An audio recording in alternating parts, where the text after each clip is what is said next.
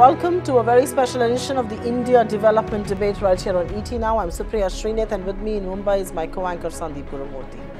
Now, Indian judiciary seems to be at the crossroads. The government's decision to send back the collegium's recommendation to elevate Justice K.M. Joseph has raked up a huge political storm of sorts. The opposition parties and a section of jurists have slammed the move, asking the government to stop meddling in the affairs of the judiciary. Congress leader and a Supreme Court lawyer himself, Paniappan Chidambaram, says Justice Joseph is paying the prices for upturning the precedence rule in Uttarakhand, while the government justifies its decision, stating that at least 40 judges across the country are ahead of Justice Joseph in terms of seniority.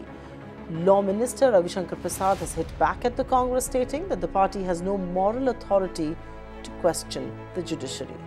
In his part, Justice Deepak Mishra says the government is well within its right in asking the collegium to reconsider its recommendation.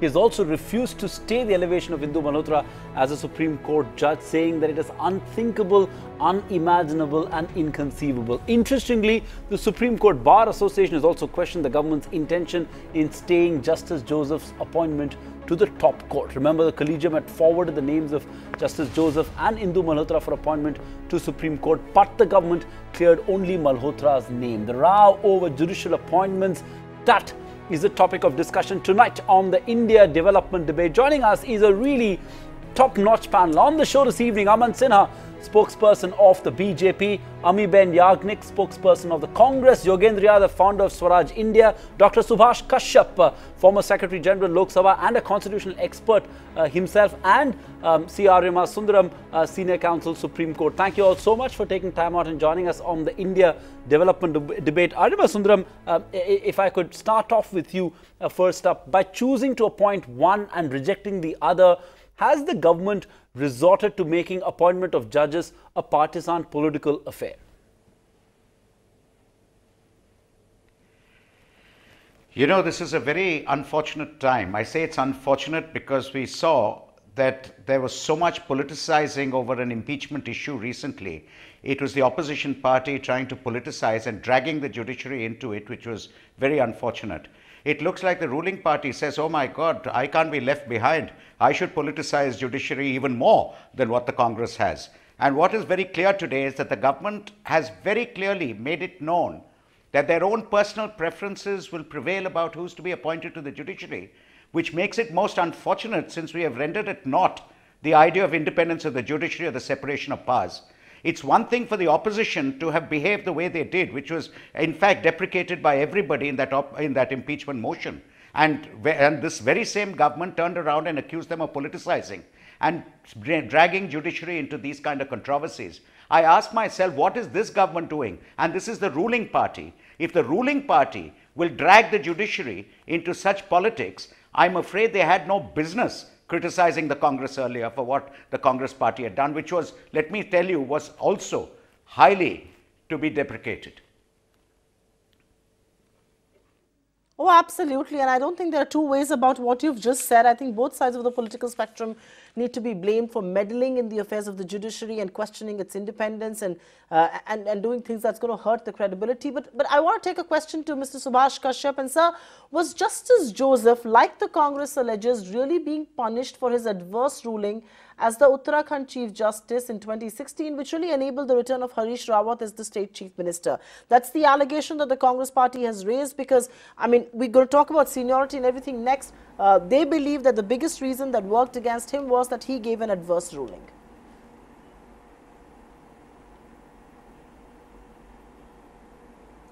Hello. Well, I can't hear you clearly, but I know the topic is appointment of judges, and in that regard my views are very clear and in public domain. I believe appointment of judges is an executive function, and it is not for judges to appoint their brother judges. So the government, the president, has a definite role to play, and because as the constitution says, it is for the president to appoint judges, and the original article provided that he does so in consultation or after consultation with the Chief Justice and other judges of the Supreme Court he may like to consult. Therefore, I believe the Supreme Court judgment in the NJC case was definitely unconstitutional. It was not in keeping with the provisions of the Constitution, and the Supreme Court has its jurisdictional limits clearly defined in the Constitution.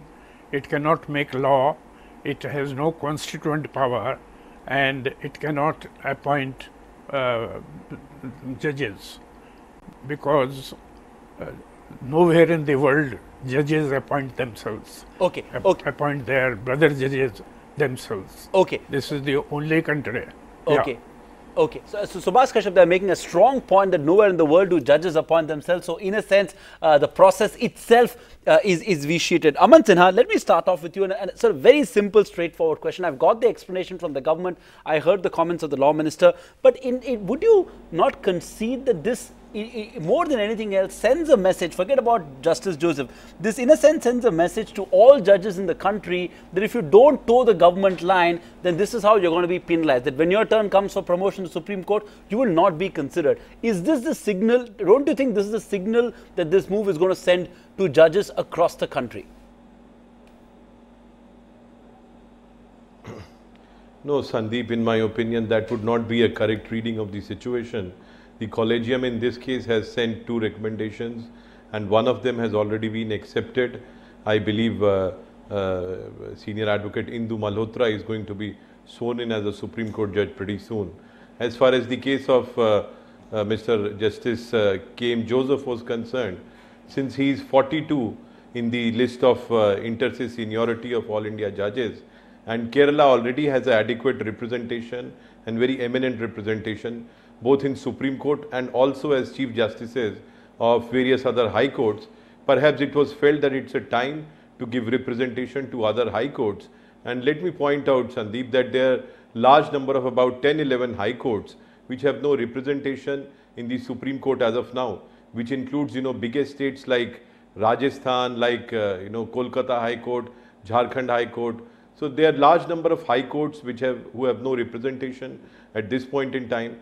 And therefore, maybe the government in its wisdom has thought that, at this point in time, this recommendation cannot be, accepted, and they have sent it to collegium for reconsideration as per the prescribed norms and rules, which is exactly in accordance to the second and third, All India Judges matter, and also exactly in accordance to the memorandum of procedure for appointment of judges of Supreme Court. So there is no impropriety there. And all these issues which are sought to be flagged, you have seen how, political battles have been taken into judicial arena, and courts have time and again, just last week itself, courts cautioned the political parties not to, drag their political battles into judicial arena. And Congress and other opposition parties are trying to, still trying to pursue the very same line, despite, having a good lesson last week itself. It's extremely unfortunate that these kind of issues, when they are raised, they hit the sanctity and the constitutional mandate of the apex court of this country. And therefore, I feel that Congress and other opposition parties should not be playing politics over it. As far as recommendation of Justice K.M. Joseph is concerned, it has not been declined. It can be considered at a later stage. Okay, it can be considered at a later stage. It hasn't been declined. But of course, there are many questions on that seniority and the regional representation bit, because some of those things have been ignored in the past. Why make an exception right now? But coming to the Congress and Ms. Amiben Yagnik, the government has objected, like Aman Sinha is saying there, on Justice K.M. Joseph's appointment on the ground of regional representation and seniority. On the face of it, those are the 2 big objections, and that is why the request for reconsideration. Isn't that a fair ground for a review?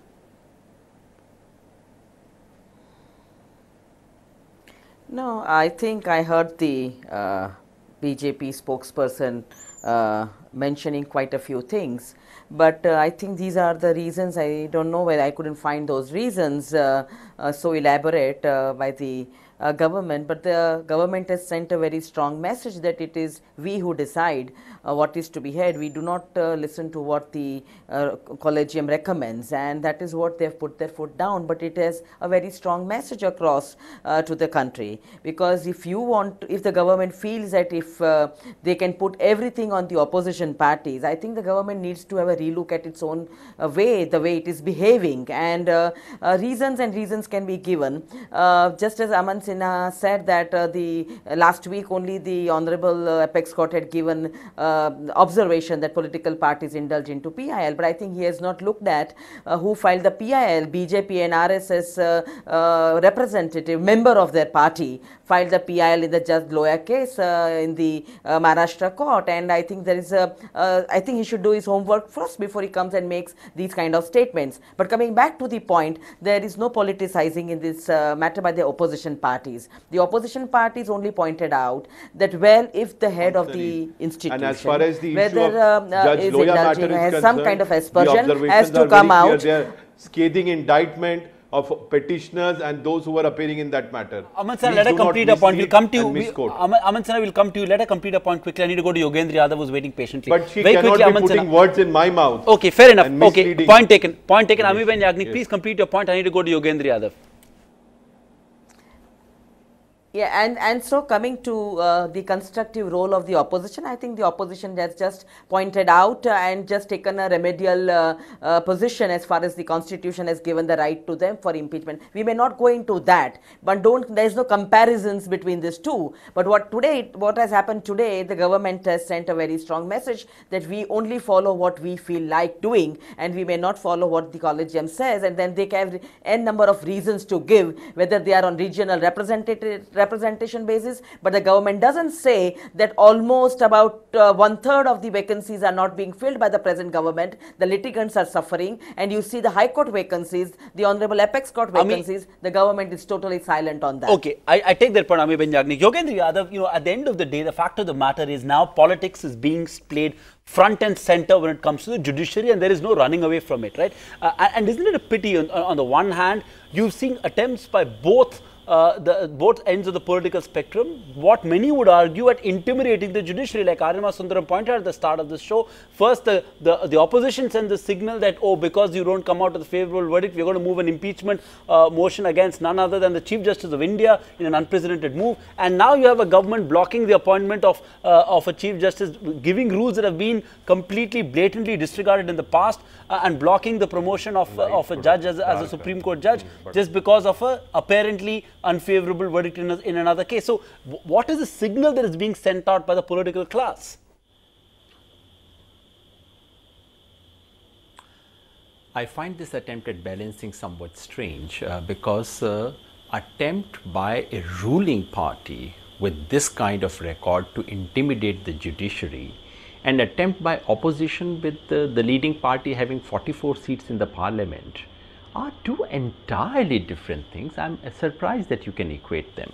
But let me begin by first of all welcoming the appointment of Indu Malhotra ji, very well-renowned lawyer, and it's very sad that her appointment had to wait. Her appointment was shrouded in this controversy for no fault of her own, and for the only reason that this government is very stodgy. What's happening really is we are going back to the days of 1974-75. Remember, that was the first time Congress government at that point had said the judiciary had to be, in a sense, loyal to us. They had made it quite clear. They superseded the judge. That was the major moment in the history of Indian judiciary. I think we are looking at the second major episode in which the executive is trying to clearly control the judiciary without any sense of shame or any kind of attempt to hide. Look at the case of Justice Joseph. Forget all these little red herrings. Seniority. Has this government always insisted on seniority? Regional representation. Is this the first time they remember regional representation? Have they always raised it? The simple thing is, and I'm really sad in one sense, I really thought that the Supreme Court collegium had an option. They could meet this afternoon and say, all right, we repeat our recommendation today, and let's make sure that Justice Joseph joins on the very same day as Justice Malhotra would join. That would have been the right course. So it's actually sad I do not see, and the message is absolutely loud and clear. The message is, you dare give a verdict against us in Uttarakhand? Tumhe dekh lenge, as they say in Hindi, in North India. That's what the message is. And sorry, this message is not being interpreted by Congress. Who cares for what Congress says about judicial independence?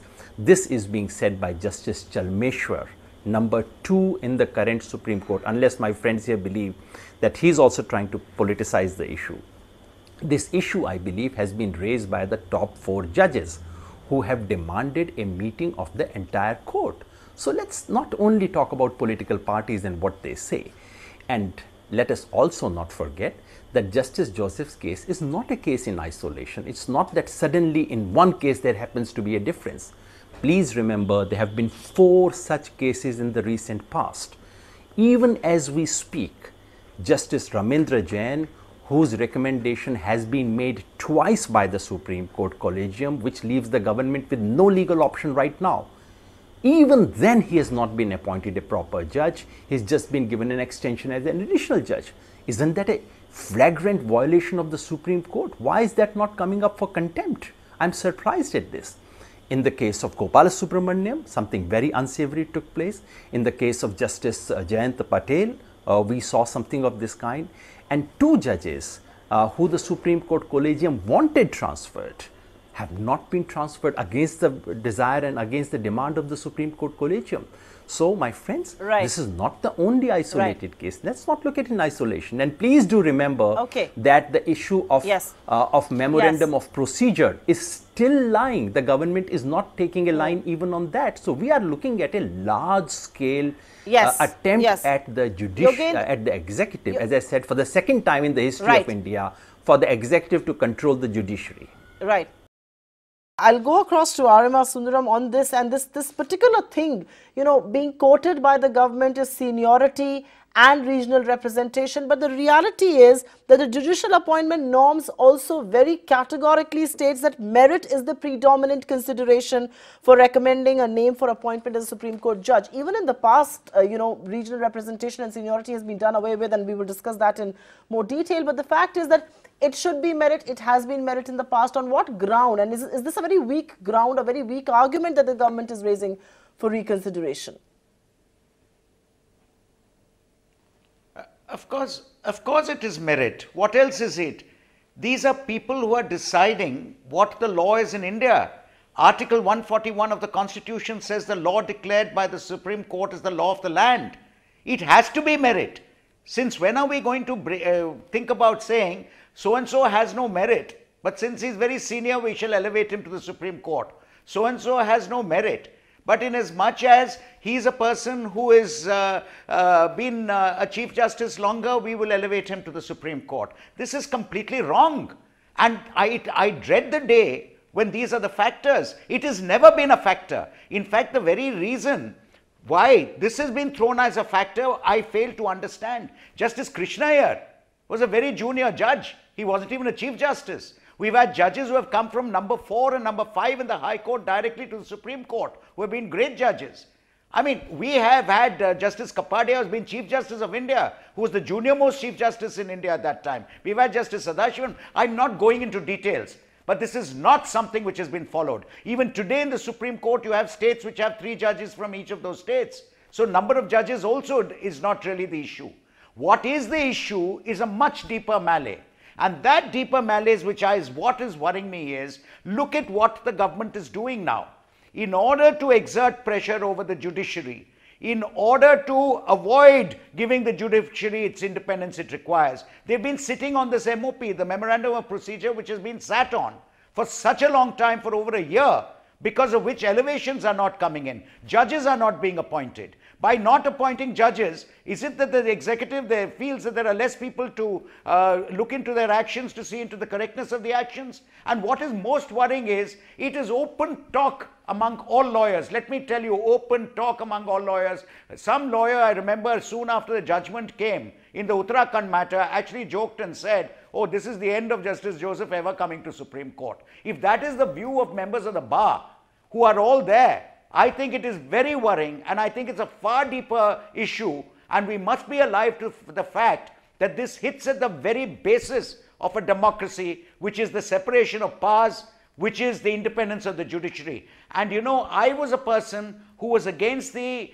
judgment in the judicial appointment case, and I felt the executive should have a role. After seeing what has happened today, I'm saying thank God for that judgment. Otherwise, I don't know where we will be. Even with such a judgment, the government has now seen to it by avoiding finalizing the memorandum of procedure that for all this time there are no elevations. On the one hand, you say there are pending, crores of pending cases. On the other hand, you have a government which doesn't want judges appointed. And then when recommendations go, they for no reason at all say, and the reasons given by them are absolutely baseless reasons. These are not reasons to refuse. The common man knows, every lawyer knows the actual reason. And that worries me. It worries me very greatly if the judiciary is going to be brought in in this manner and the government is going to try to bring the judiciary under its thumb. It's a very sad day. Aman Sinha, I have to come to you, and it's only fair that I let you respond to the very powerful statement made there by Arima Sundaram, because, you know, the seniority argument that, frankly, is forget about lawyers, even the common man realizes that it doesn't hold true. Where was it in the case of appointment of Justice Deepak Gupta, who was elevated in February 2017? There were 45 judges of high courts all across India, more senior than him. In fact, at least 39 serving high court judges, some of who are chief justices or serving as acting chief justices, were senior to Justices Sanatan Gowda and Abdul Nazar, who were elevated to the Supreme Court last year. I mean, we can go on and on and on about cases where both seniority and this regional consideration were not there at all. So this argument does not cut ice.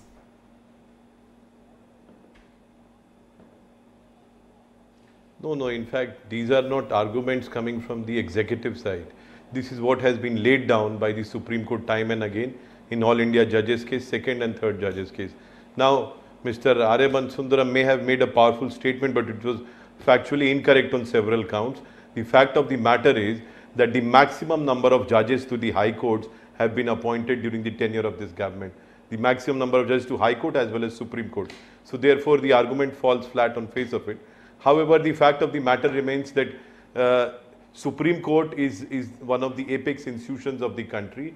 They are all very respected, very highly there have been the maximum number of vacancies ever. Please do not interrupt. Maximum number of vacancies have been filled in past 2 years. If you have any doubts, you can go and check up the record. I'll be more than happy to share all the record with you. Now, and there have been more than about 120, 130 appointments we know it as lawyers. to the High Court judges. No, absolutely. I am only giving a factual data. And I am saying that it can be verified and checked up. I am telling you that maximum number of vacancies, despite what happened during NJAC, there was a moratorium and no appointment could have gone on because the matter was before judicial scrutiny of Supreme Court. Despite that, after that period, there have been maximum number of appointments, and you may criticize the government, but please also acknowledge and appreciate where it is where the government has taken the correct action. Now, coming to the other point, Supriya, the senior most judges of Supreme Court, they are all very experienced, very learned judges of the Supreme Court. They know how to run the institution. They can sit among themselves and capable and competent of deciding any issue. I also feel that the names of senior most judges of Supreme Court, just like Mr. Yogendra Yadav or somebody else was utilizing, should not be utilized for making some political brownie points or for some political purposes. The political parties should refrain from doing that. And I do not think that is what judges also desire. So therefore, the fact of the matter is that these are institutional processes, Supriya. If there is no difficulty, if there is interaction, discussion, deliberation between two pillars of the democracy, and whatever has been done is absolutely in consonance to the first and to the All India judges cases, second and third judges case, to the memorandum of procedure for appointment of judges, and for people who have superseded judges, who have imposed emergency in this country, they were having some moral authority to preach and teach BJP and the present government of the day is absolutely mindless, and I would not go into it. However, the fact of the matter is that what government has done is absolutely in accordance to the judgments of the Supreme Court and memorandum of procedure for appointment of judges. Okay, I want to go across to Yogendra Yadav, and while we can debate ad nauseum about seniority and regional representation, the fact is that 2 judges on the same day were appointed from the Karnataka High Court in 2017, no issues raised. There is no representation, like you yourself pointed out, from Gujarat or Rajasthan or J&K and Calcutta. Those issues need to be debated. But I think the larger issue, and Yogendra Yadav, while I'd let you make your point, I also think the larger issue is not just stalling Justice Joseph's appointment, but also sitting on the recommendation by the collegium for 3 months. I mean, what explains this delay? Why did it take so long is also the big question. I mean, Justice Indu Malhotra gave up her practice in accordance with tradition, and then, there was no decision coming. So she had to, poor woman, go back and resume her practice. This delay was, I mean, what was this delay on account of? What does it take? Why does it take so long? 3 months to clear 2 names?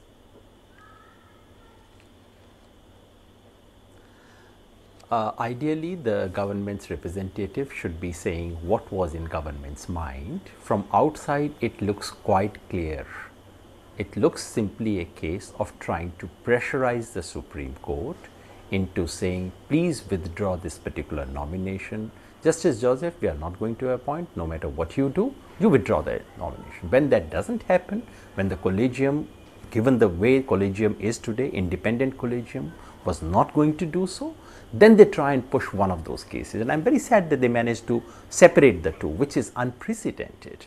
So what really is happening in America, it's called a pocket veto. Pocket veto is that I can't veto what you are doing, but I'll not take any decision, which in effect becomes a veto. So what the government has exercised for 3 months, is an unprecedented pocket veto. And I'm very, very sad and surprised to see that the CJI, who otherwise is very conscious of his authority, very conscious of his administrative powers, decided to do nothing. I'm very disappointed that he did not decide to call a meeting of the collegium. I'm very shocked to see that their recommendations in the case of Punjab and Haryana High Court, which have been flouted last week, the collegium hasn't met. I don't know why. I was very amused to hear Aman Sinha ji accusing me of using Justice Chalmeshwar's word. For heaven's sake, mind you, if you have forgotten, may I remind you that 4 judges of the Supreme Court of this country came out, held a press conference. They did not do that press conference from a private audience with the Prime Minister. They wanted to sell something to the nation. They said they wanted to address the nation. Justice Chalmeshwar gives interviews. Justice Almeshwar writes a letter which is out in the public, and I am responsible for quoting him. So I am responsible for politicizing it. I am responsible for fating those. I thought you wanted you are no one using to their names you. to politicize. Okay, please. Aman Sinha, let Yogendra Yadav complete his point. I'm coming to you after this. Let Yogendra Yadav complete his point, please. Aman Sahab, I very often feel that the BJP spokespersons feel that they rule the studios as much as they rule the country. Right. I know in many television channels they control the studios as well, but I really hope that you don't control this one. Please keep quiet and listen. I have heard you very, very carefully. I'm astonished. No, you can also keep quiet. I do not need any preaching from you. Spokesperson of the ruling party. You are stating incorrect facts, and I am you entitled were giving to correct this lesson to the other person just a few Yogendra minutes Yadav, ago, let's come back to the. Sir, you were giving the same lesson to someone else. Why can't you get to basics? You have nothing to say. Yes, I would like to. I would like to if he stops. Yes, let's not make allegations. Yogendra, please complete your point. Now? I take your point. Please complete your point, Yogendra. Please go ahead. There is nothing personal. I'm simply saying I'm astonished to see the spokesperson of a political party which is destroying the institution of judiciary in this country. They have the galls to accuse someone else. This is shocking. This is shameful. This is going back to Indira Gandhi days. And yes, you are absolutely right. Congress has no moral authority to talk about it, and similarly your party would have no moral authority to talk about these I take that point. I take that point. Subhash Kashyap, we lost you on the link there, and coming back to you, even as we debate all this, and Yogendra Yadav pointed about the Supreme Court Chief Justice of India. You know, we may be sort of debating all this, but the Supreme Court Chief Justice of India, Deepak Mishra, says there is nothing wrong with the government asking for reconsideration. He is basically saying it is under the constitutional provisions. The government has a right to ask for reconsideration, and so they have done that. What is the big big brouhaha all about? Is this in some sense, is he conceding judicial space here, Subhash Kashyap?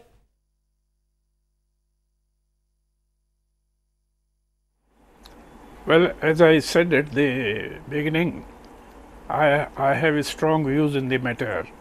I believe the government has a role to play in the selection and appointment of judges. I believe in the original provision in the Constitution, which was amended by the Judicial Commission provision.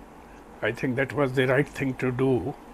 The Supreme Court in the NJSC case went beyond its jurisdictional limits and tried to make the Constitution.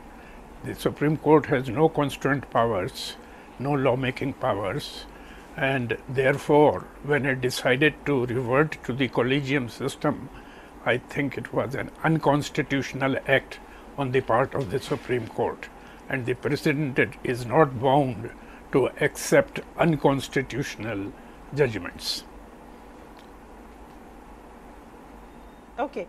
I'm going to go across to Amiben Yagnik, and Miss Amiben Yagnik, you know, I must pick up this point with you. We've discussed ad nauseum about the politics and all of that, but I really think in some sense, isn't it also unfair for Indira Jaising to ask for the appointment of Justice Indu Malhotra to be stayed? The Supreme Court said it was unimaginable, unthinkable and inconceivable. After all, I mean, why should Indu Malhotra be paying the price for a controversy that surrounds another justice's appointment? I mean, why make these demands at all? Collect signatures to hold Justice Indu Malhotra's appointment, urge the CGI. Isn't that also putting pressure on the government and arm twisting the judiciary? Because, you know, those two things are separate. Well, I think Indira Jaising ji voiced her opinion and her strong say on the appointment of the Honorable Induji as the apex court's justice. But that is not the way to put pressure on the government or to say that, well, it should be only in a certain way, and just because the two names got separated, she may have her own opinion. But the fact here lies that we may not go on the aspect of what Indira Jaising said or what the Supreme Court Bar Association has taken up, but the what that is writ large here is that the government is having its way, and whether all these fallouts are going to be there for a little while or a longer while, but the government has sent a message and it is not going to backtrack on that. It is not going to, it's just practically enjoying the power. It is trying to show that this is what we are going to do. We may not bring appointments, though there are about 1/3 of the vacancies there. We may not bring infrastructure or we may not bring reforms here where the litigant is wanting justice, but we will act where we are supposed to show that this is what we can do. So this is one message that is going. We may not rely on this individual. I know she is a person of standing, but just to separate these two aspects and just come out with a very strong statement, I think the need of the hour is that the government has to have a relook and has to see that it is not sending this kind of a message and overpowering way that is it is showing today, which is very, very clear. As far as the Justice Joseph's case is concerned, everyone knows it and everyone understands it. Okay, Arima Sundaram, let's sort of step back and look at sort of the problem at its core. And in some sense, would you agree that because of the, and I'm using a harsh word, the rot in the judiciary, has that created the space for this sort of, intervention? On the one hand, the opposition is moving an impeachment motion and justifying it, saying that it's doing this to cleanse the judiciary, and now you're seeing actions like this. Is it because of the space created by by the fact that judiciary itself is at crossroads? There was a political vacuum, there was a policy paralysis which led to the judicial intervention in 2012, which many talked about. Similarly, are we seeing the opposite of that right now? I'm very sorry. I take great umbrage at the word judicial rot. Far from it. The last 15, 20 years has seen such a good, strong Supreme Court, a court which has come out one time and again, has come out with such strong judgments, who have dealt so strongly with the situations that need to be dealt with. Yes, right now there was an internal issue in the Supreme Court regarding administration. That internal issue was openly talked about by 4 judges, which I find nothing wrong with, because they said people are talking about problems in the judiciary. We do have problems with the administration and we should take care of it, because otherwise it would affect democracy itself. Very bold words, and on that they will work. But that is not reason to make political hay. First the opposition tries to jump on these 4 judges' shoulders and then move a ridiculous impeachment motion. After which, now the government, if government is going to do this kind of thing, please don't forget one thing. 3 months the government has sat, forget that, on so many other appointments to so many courts. Much may be said, so many appointments may be filled. Look, if there are more vacancies than ever before, of course you're going to have to fill some. You should have filled all. You should have taken care of so many vacancies. Unfortunately, what has happened is that what the government is doing in the instant case is exactly what we should avoid, which is ensure that the separation of powers is real and don't do anything to hurt that. Now, if the government today, by not acting, that is not going into anything which the Supreme Court or any problems in the Supreme Court at all. The Supreme Court in one voice has said, please finalize the memorandum procedure. Supreme Court didn't speak in many voices there. The Supreme Court has said, please consider the recommendations as soon as possible and let's proceed with the matter. Supreme Court was not divided there. So let's not go into any so-called division in the Supreme Court to justify an action like this. The point I am objecting to is, don't take the request for reconsideration of Justice Joseph in isolation. Take it with everything else. The delay in finalizing an MOP, the sitting on names and recommendations and not acting on them. As was said earlier by Mr. Yadav, a pocket veto is what it's called. Now, look at it again from the point of view of, why do you bring up an issue which has really never been an issue regarding regional representation? Oh, come on. We've had 3 and 4 judges from the same state. The very same state of Kerala has had 2 judges and 3 judges at a given time in the last 5-10 years. So that is not an issue at all. The point of the matter is, whether you like to accept it or not, there is a perception. And that perception is that the real reason for sending back Justice Joseph's name is only because of the Uttarakhand judgment. Having said that, I also say it is open to the government to always send back a name for reconsideration. That is constitutionally permissible. The point is, you don't sit on names for months and then send back one on reasons which I, as a member of the bar, find totally frivolous, whereas we all know what the judgment was in the Uttarakhand matter. The question is, having sent that back, of course, Indu Malhotra must be elevated as a judge. There's no question of staying her appointment. The government is within its rights to send back a name for reconsideration. But in the given case, we are not blind. Look, justice may be blind. Lawyers are not blind. The public is not blind.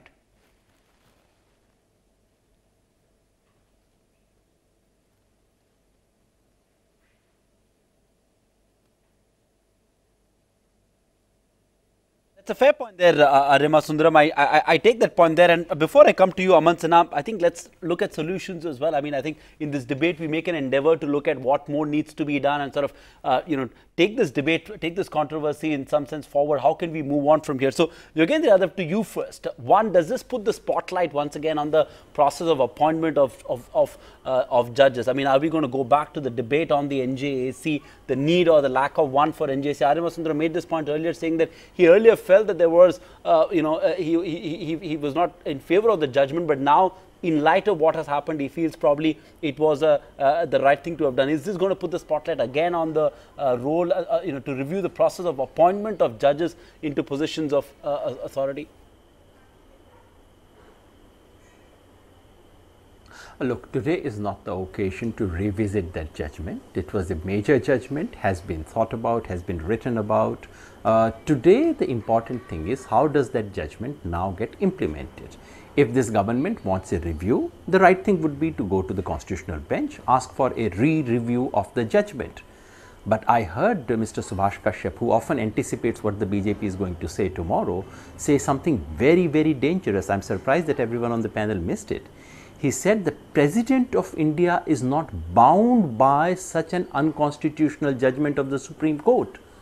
So what he's saying is that the government of the day need not follow the Supreme Court's judgment. This is astonishing. This is dangerous. This is preposterous. And I'm shocked that a constitutional expert should say something like this. Supreme Court can be wrong.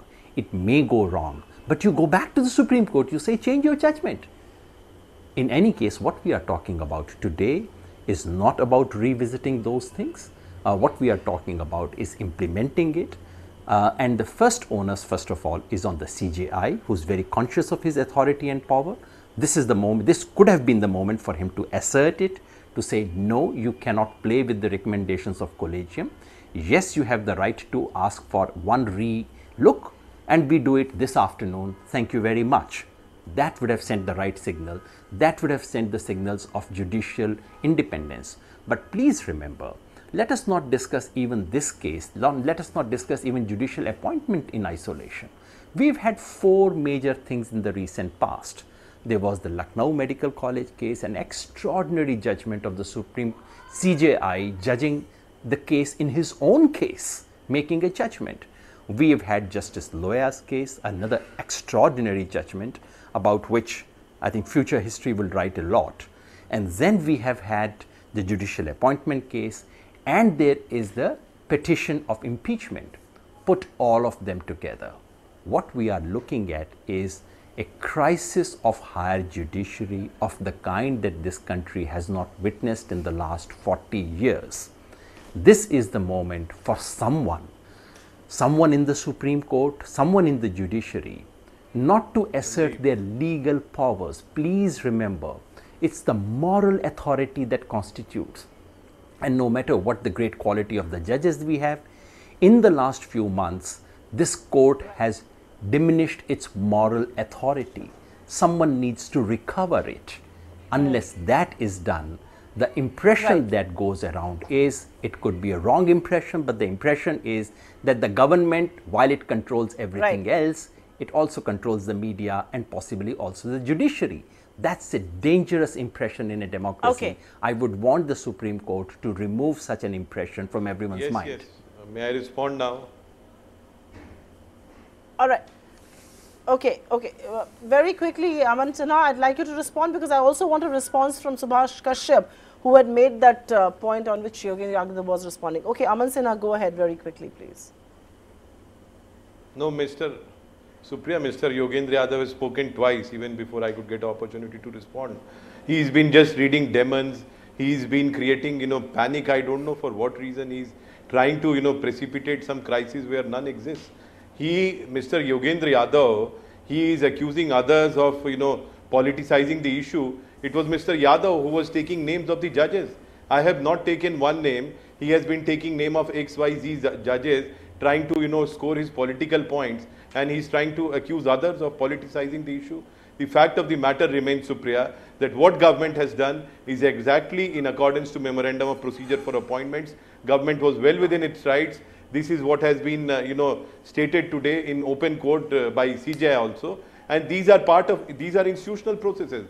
Why should anyone read any demon or any, Mr. Yadav uses the word dangerous numerous times without realizing the kind of panic that he is trying to create. I do not know for what reason. And Supriya, let me say that as far as BJP is concerned, we have always stood up for majesty of constitutional institutions, and it is unfortunate that the Congress and other opposition parties are trying to create and precipitate some kind of panic in the country where none exists. No, please allow me to complete. Because Mr. Yadav said something about NJAC, the NJAC verdict has been accepted by the government. We are moving ahead. We are discussing and deliberating with the collegium. As far as MOP is concerned, there are deliberations and consultations which are going on. Mr. Yadav is not privy to collegium meetings. I do not know what makes him say that collegium meeting has taken place now and not taken place then. I do not know how he is privy to all that. But the fact of the matter is that these are vibrant institutions of our democracy. They are proceeding, they are consulting each other and moving exactly in accordance to the constitutional scheme as it is laid down. It is for opposition parties. Their perception against the government is always going to be dangerous, negative. I have nothing to add on that. All right, Mr. Sinha, you've made a very spirited attempt there to blunt what Yogendra Yadav has said, but I think it's only fair that I go across to Subhash Kashyap because it was he who made that point about the president not being under the, not being bound by this. Mr. Kashyap, I'll get you to respond. Collegium, but I because also a judge of the Supreme Court has written a letter which is published in the newspapers. Okay. I'm going to go across to Subhash Kashyap. And Mr. Kashyap, while you may want to respond to that, I very quickly have a question for you and then, of course, Arima Sundaram on this topic. The judges are expected to deliver free, fair and unbiased verdicts, which can often be against the government of the day and against a potential future establishment going forward. How do you ring-fence judges from a vindictive government or an opposition that may nurse a grouse that they may want to settle later? How do you ensure that judges do not have an eye on their next posting after they retire? How do you ensure free and unbiased judgments then?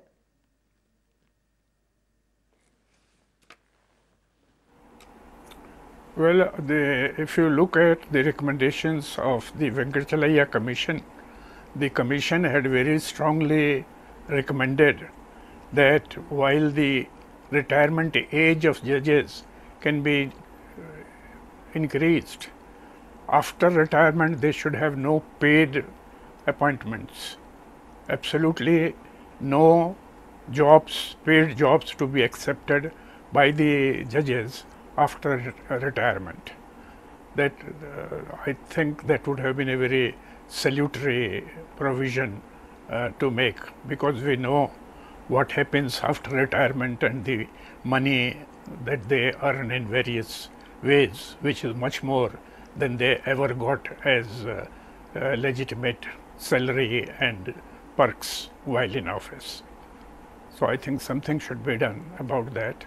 And right now the position in the judiciary, to which the gentleman is speaking earlier, also hinted, and he questioned the moral authority of the judges. I think judiciary must first of all put its own house in order.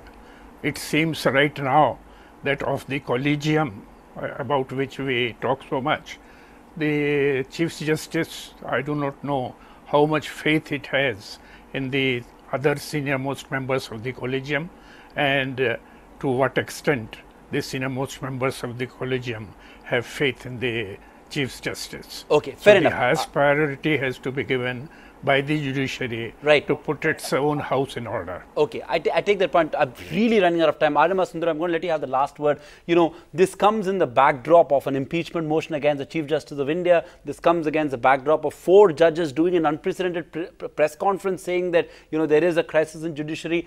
The common man, this Supreme Court, like you said, is one of India's greatest institutions. And somewhere down the line, the common man is losing faith in this institution. What needs to be done to restore the faith of the Aam Aadmi in India's Supreme Court?